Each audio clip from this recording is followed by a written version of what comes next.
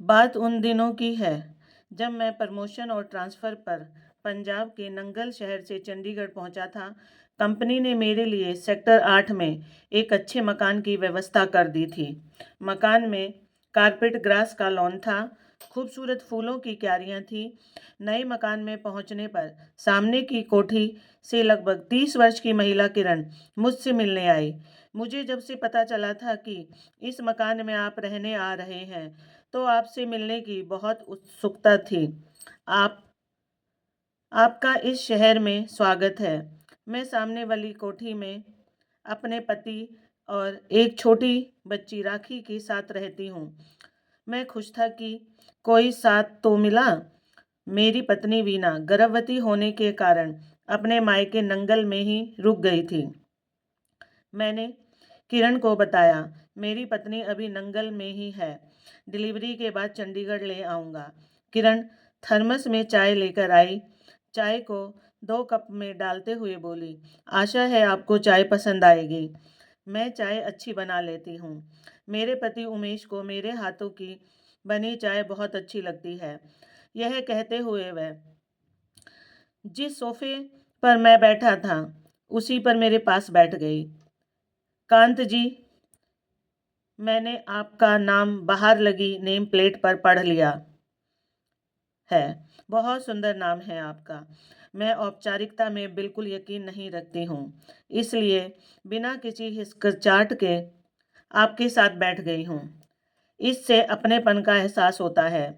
हम साथ साथ चाय पीते हैं और एक दूसरे के साथ जान पहचान बनाते हैं। Thank you. मुझे भी आपकी इस बेबाक तरीके से आना अच्छा लगा। वीना भी आपसे मिलकर बहुत खुश होगी, मैंने किरण की ओर निहारते हुए कहा। किरण जाने से पहले मुझे अपने घर आने का निमंत्रण दे गई।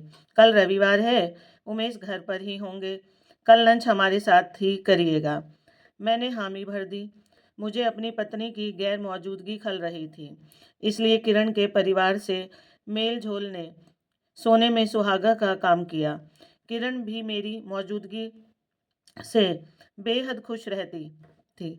दूसरे दिन लंच पर मेरा उमेश से परिचय हुआ। सीधे सरल और मिलनसार इन स्वभाव के उमेश शीघ्र ही मेरे घनिष्ठ मित्र बन गए। उनके घर में उनकी गैर मौजूदगी में भी आता जाता रहता। उन्हें इस बात पर कोई ऐतराज नहीं था। उन्हें मालूम था किरण ऐसी ही है। किरण अपने चंचल स्वभाव से किसी को भी, खासकर अपने हम उम्र पुरुषों को आकर्षित कर लेती थी। सजने संवरने में वह काफ़ी समय बिताती थी और पर पुरुषों के मुंह से अपनी तारीफ सुनकर उसे बहुत अच्छा लगता था। इस विषय में उमेश रूखे थे, तभी तो किरण ने इतना सजने संवरने के बावजूद कभी उनके मुंह से उसके लिए तारीफ के शब्द नहीं निकले। किरण को यह बात बहुत खलती थी। मैंने किरण की इस कमजोरी का पूरा फायदा उठाया। जब भी वह श्रृंगार कर मेरे सामने आती, मेरे मुंह से ये वाक्य अनायास ही फूट पड़ता, बहुत सुंदर लग रही हो। खुश होकर वह थैंक यू कहती। बस कांत जी, ऐसे ही तारीफ करते रहना। जब भी वह मेरे घर आती, नई साड़ी में सजरी संवरी होती। उसके पास हर रंग की साड़ियाँ थीं। हर बार वह अच्छा पोज देती और मैं मुस्कुराते हुए मोबाइल से उसके विलक्षण रूप को कैद कर लेता। उसने मुझसे वादा किया था कि जब कई सारे फ़ोटो शूट हो जाएं तो मैं उन सब की एक एक कॉपी उसे भेंट कर दूं। मैंने मुस्कुराकर हामी भर दी थी। एक दिन किरण ने मांगा कि कांत जी, अपनी पत्नी वीना का फ़ोटो दिखाइए। मैंने अपने मोबाइल पर वीना का फ़ोटो दिखाया तो बोली, हाँ सुंदर है। फिर कुछ क्षण रुक कर बोली, लेकिन मुझसे थोड़ी कम। मैंने यह मानते हुए कहा, हाँ वह सीधी और सरल है, श्रृंगार तो बहुत कम करती है। मैंने नोट किया कि इस बात पर वह बहुत खुश हुई। मेरी कोठी में रामलाल नामक नौकर काम करता था। अक्सर किरण दिन के समय मेरे घर आकर रामलाल से सफाई का काम करवा देती थी। दिन का खाना मैं ऑफिस में ही खाता था। रामलाल द्वारा रात का खाना तैयार होने के बावजूद कई बार किरण अपने घर से खाना भिजवा देती थी। किरण ने अपनी बेटी राखी के लिए आया रखी थी। मैं जब भी शाम के समय उसके घर फ़ोन करके जाता था, वह आया को बाज़ार कुछ खरीदने के लिए भेज चुकी होती थी। उसका कहना था, हम दोनों की प्राइवेसी बनी रहे तो अच्छा होगा। वैसे भी उमेश का मार्केट में कपड़ों का शोरूम था। वह सवेरे 9 बजे जाकर रात को 8 बजे के बाद ही लौटते थे। मेरा किरण से मिलना जुलना और काफ़ी समय साथ बिताना आसान होता चला गया। जब भी मैं उसके घर पहुंचता, वह मुख्य द्वार पर इंतजार करती मिलती। मेरे पहुंचते ही कभी वह मुझे हग करके प्यार करती तो कभी मैं उसे प्यार करने की पहल करता। संबंध प्रगाढ़ होने के बावजूद हम दोनों ने ही कभी मर्यादा के बाहर जाकर दैहिक संबंध बनाने की चेष्टा नहीं की। इस बात को शायद किरण ने भी भविष्य की संभावनाओं के लिए स्थगित कर रखा था। मेरी ओर से इस बात की उत्सुकता अवश्य थी, क्योंकि वीना की डिलीवरी में अभी समय काफ़ी था। पति द्वारा नज़रअंदाज होने के कारण किरण मुझसे मित्रता बढ़ाने में जोर शोर से लगी थी। जब भी उसे कोई बहाना मेरे घर आने का मिलता, तो वह उसे कतई छोड़ती नहीं। वैसे भी मेरी सेवा के द्वारा मुझे लुभाने का प्रयत्न उसकी ओर से जारी था। मुझे अपनी कंपनी के कार की सुविधा प्राप्त थी। किरण के पति उमेश के पास बाइक थी। एक बार जब कार इस्तेमाल करने के लिए किरण ने अनुरोध किया तो मैंने उसे साफ शब्दों में समझाया, देखो किरण,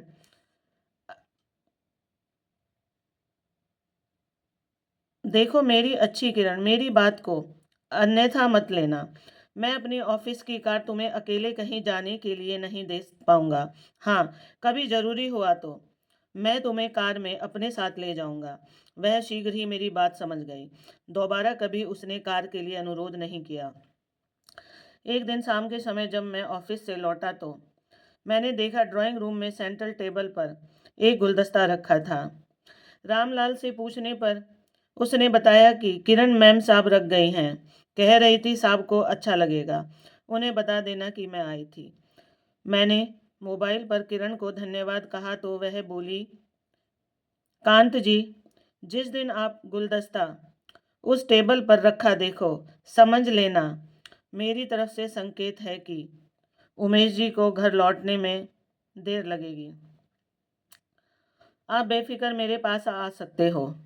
थोड़ी देर में ही मैंने किरण के पास पहुंच गया। हल्के आसमानी रंग की साड़ी में वह बहुत सुंदर लग रही थी। खुली बाहों में भरकर स्वागत करते हुए मेरा हाथ पकड़कर ड्राइंग रूम से सोफे तक ले गई। कांत, मैं तुम्हें बता नहीं सकती हूँ कि जब से तुम से मित्रता हुई है मेरी खुशी कितनी बढ़ गई है। तुम बहुत ब्यूटीफुल लग रही हो। लगता है आज तुमने मेकअप में बहुत समय लगाया है। अगर मेकअप न भी करो तो भी बहुत सुंदर लगती हो। तारीफ करने की कला तो कोई तुमसे सीखे। तुम तारीफ करते हुए बहुत अच्छे लगते हो। बैठो, जब तक मैं चाय बनाकर लाती हूँ। तुम टीवी पर कोई मनपसंद चैनल लगा लो। कहते हुए उसने रिमोट मुझे पकड़ा दिया। थोड़ी देर में वह ट्रे में 2 कप चाय और प्लेट में बिस्किट ले आई। फिर मेरे पास बैठ गई। कांत जी, अब मैं आपको बता रही हूँ कि उमेश जी दुकान के लिए माल लेने दिल्ली गए हैं। कल लौटेंगे। हमारे पास मौज मस्ती के लिए पर्याप्त समय है। जी भरकर मेरे पास रहिए और जो मन में इच्छा हो उसे पूरी कर लीजिए। मैं पूरा सहयोग दूंगी। मैंने सच्चे दिल से आपसे प्यार करती हूँ। मैं आज सीरियस मूड में हूँ और तुम्हें कुछ समझाना चाहती हूँ। मैं शादीशुदा हूँ। वीना मुझे बहुत प्यार करती है और मैं नहीं चाहूँगा कि उमेश जी की गैर मौजूदगी का मैं फ़ायदा उठाऊँ। वे मेरे अच्छे दोस्त हैं। यह तो तुम्हारे प्यार का रिस्पॉन्स था जो मैं मित्रता की हद से बाहर तुम्हें कभी कभी हग कर लेता था या तुम्हें हग करने देता था। मेरी तुम्हें सलाह है, अब हमें खुद पर नियंत्रण लगा लेना चाहिए। इससे पहले कि मैं अपनी बात पूरी कर पाती, उल्टे उसने ही मुझे समझाना शुरू कर दिया। कांत जी, बी प्रैक्टिकल। मैं आप और आपकी पत्नी के बीच में आए बगैर भी तो प्यार कर सकती हूँ। यदि हमारा संबंध गुप्त रहे तो हर्ज क्या है। कहने को वह यह सब कह तो गई, फिर कुछ सोचकर मुस्कुराते हुए बोली, आप मुझसे उम्र में काफ़ी बड़े हो। मुझे अभी तक इस तरह समझाने वाला कोई नहीं मिला। आपसे मित्रता और प्यार मेरी ज़रूरत है। पत्नी का फर्ज मैं उमेश जी के साथ पूरी ईमानदारी से निभा रही हूँ और निभाती रहूँगी, लेकिन उनसे प्यार कभी नहीं हो पाया। वे सीधे सरल अवश्य हैं, लेकिन प्यार करने के लिए न तो उनके पास समय है और न ही उनकी सोच में प्यार का कोई महत्व है। सुख सुविधाओं के अलावा एक स्त्री को शारीरिक सुख की भी चाह होती है। कहती हुई वह भावुक हो गई। आंखों से अविरल अश्रुधारा बह निकली। मैंने उसे गले लगाकर पीठ थपथपाते हुए आश्वासन दिया, मेरी मित्रता और प्यार जितना संभव होगा बना रहेगा।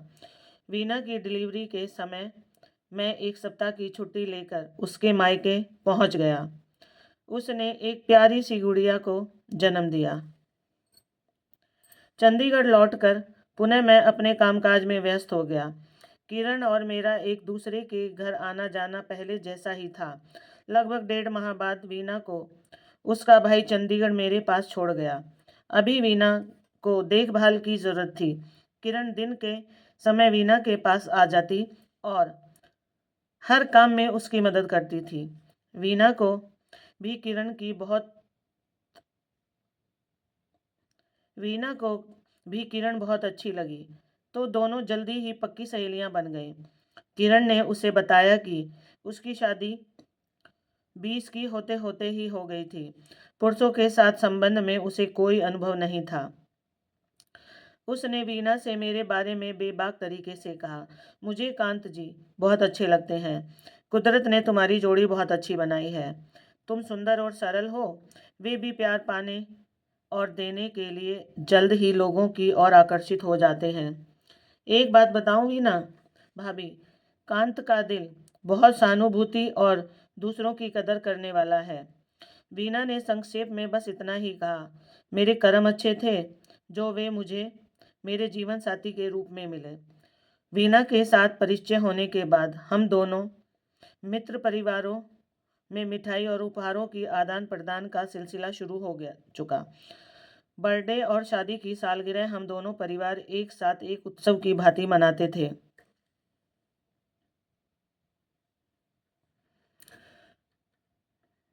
कभी किरण हमारे घर आकर किचन में वीना की खाना बनाने में सहायता करती, तो कभी घर के सामान की झाड़ पोंछ में उसकी मदद करती। वह चाहती थी घर के कामकाज का बोझ वीना पर न पड़े। डिलीवरी के बाद धीरे धीरे वीना का स्वास्थ्य बेहतर होता जा रहा था। इस विषय में वह किरण की तारीफ उमेश के सामने करने से नहीं चूकती थी। एक दिन उमेश बोले, किरण है ही ऐसी, सबकी मदद करने में उसे बहुत खुशी मिलती है। हमेशा मुस्कुराकर मदद करने का एहसान भी नहीं जताती। पहली बार उमेश के मुंह से अपनी तारीफ सुनकर किरण की खुशी का ठिकाना नहीं रहा। उसने मुझसे कहा, आज पहली बार उमेश जी ने मेरी तारीफ में कुछ शब्द कहे हैं, तो पार्टी तो बनती ही है। आज शाम की चाय हम लोग मेरे घर पर पियेंगे। मैंने मान लिया। एक दिन शाम के समय जब मैं ऑफिस से घर लौटा तो देखा ड्राइंग रूम में टेबल पर गुलदस्ता रखा है। वीना ने बताया, किरण यह गुलदस्ता लाई थी। कह रही थी उसका मन मेरे साथ चाय पीने का था। अभी 1 घंटा पहले ही अपने घर गई है। मैं किरण की सांकेतिक भाषा समझ गया। किरण मुझसे अपने घर में मिलना चाहती है, वीना के साथ। चाय पीने के बाद मैंने वीना से कहा, मैं ऑफिस के काम से 1 घंटे के लिए बाहर जा रहा हूँ, 7 बजे तक आऊँगा। मैं किरण के घर पहुंचा तो देखा वह मुख्य द्वार पर मेरा इंतजार कर रही थी, बड़ी बेसब्री के साथ। मुझे बाहों में भरकर मेरा स्वागत किया। फिर मुस्कुराते हुए शरारती लहजे में बोली, कांत जी, मैंने आज बहुत दिनों बाद तुम्हें घर बुला ही लिया। उमेश किसी काम से शहर से बाहर गए हुए हैं। हमें एकांत में बिताने के लिए पर्याप्त समय मिला है। बैठो, मैं कुछ बनाकर लाती हूँ, फिर ढेर सारी बातें करेंगे। प्यार भी मैं गुमसुम बैठा था। मन में विचार था, कहीं वीना के प्रति नाइंसाफी तो नहीं है जो चोरी छुपे में किरण से मिलने आया हूँ। फिर सोचा, जब मैं कुछ गलत नहीं कर रहा हूँ तो पछतावा कैसा। बेशक हम दोनों एकांत में हैं, लेकिन आज हम रोमांस का कोई कृत्य नहीं करेंगे। मैंने इन ख्यालों में खोया था कि पता ही नहीं चला कि कब वह मेरा हाथ पकड़कर अपने बेडरूम में ले गई। बेड पर मुझे बिठाते हुए बड़े प्यार भरे शब्दों में बोली, आज तुम्हें मेरे साथ सोने में कोई ऐतराज नहीं होना चाहिए। मैं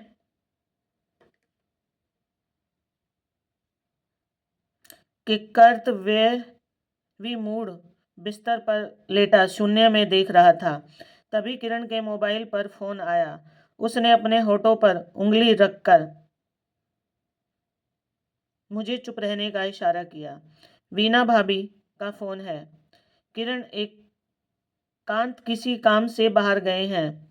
मैं उनकी गैर मौजूदगी में बोर हो रही हूँ, इसलिए तुमसे बात करने का मन किया, वीना ने कहा। जवाब में किरण बोली, उमेश जी बाहर गए हुए हैं। मैं बस रात का खाना बनाने में व्यस्त थी। ऐसा करो, रात का खाना हमारे यहाँ ही खा लेना। कांत भी 8 बजे तक लौट आएंगे। थोड़ा गपशप भी हो जाएगी। किरण खुश थी कि थोड़ा और वक्त कांत के साथ बिताने को मिल जाएगा, अतः उसने हाँ भी भर दी। किरण और मेरे नज़रिए में आधारभूत फर्क यह था कि उसे प्यार के साथ दैहिक आनंद की तलाश थी, जबकि मैं मन के मिलन का सुख चाहता था। वीना के साथ वैवाहिक सुख अपनी चरम सीमा तक मुझे उपलब्ध हो चुका था। वीना की बेपनाह मोहब्बत के चलते मेरे मन में यह विचार प्रबल हो रहा था कि मुझे किरण के दिल को कोई चोट नहीं पहुंचानी है। थोड़ा प्यार उसे भी दे दूं और वीना के प्रति ईमानदारी भी रहूं। इसमें वीना का भी हित है, क्योंकि किरण वीना को बहुत चाहती। मेरे प्यार द्वारा किरण जितनी खुश होगी, उतना ही वीना और किरण का संबंध गहरा होगा। अपने इस विचार पर क्षण भर को मुझे हंसी भी आई। एक दिन ऑफिस से घर आकर मैंने अनायास वीना को अपने बाह पाश में लेकर चूम लिया। वीना के लिए यह अप्रत्याशित था। बोली, क्या बात है, आज बहुत प्यार आ रहा है। तुमने फोन पर बताया था आज किरण तुम्हारे साथ काफी समय बिताकर शाम को गई है। तुम बहुत खुश दिखाई दे रही हो।